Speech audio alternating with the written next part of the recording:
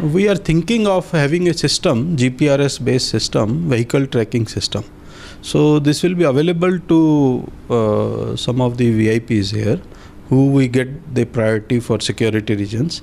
So this will be integrated with our signaling system. So we are calling the tender. So once this tender is finalized, that will come into force.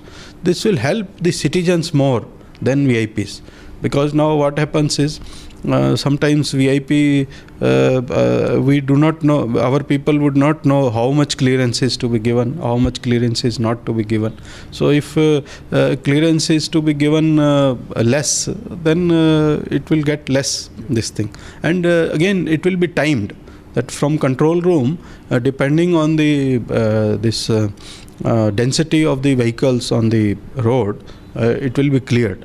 And second thing, the traffic which is not to be disturbed during VIP movement will keep on moving.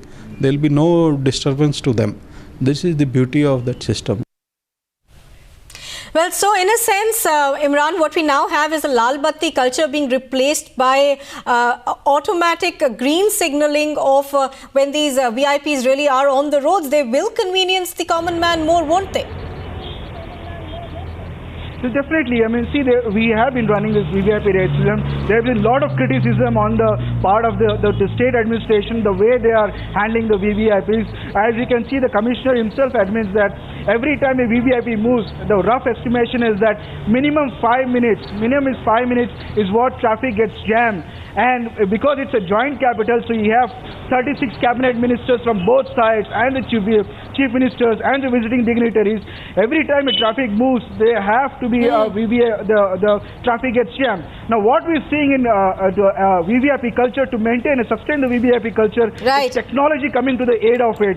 When every VVIP moves, the signal automatically turns green. If what the Commissioner of Police says that it helps the common citizen. Congress was never believed in this extravaganzas, and Mr. Chandrababu Naidu is former stint as the Chief Minister of Combined State of Andhra Pradesh when he conducted Operation Games, ignoring the farmers, cotton farmers' suicides, when 3,000 over farmers have committed suicide, but he ignored, but he spent hundreds of crores on these games. So now he's doing the same thing. He's absolutely didn't learn any lesson.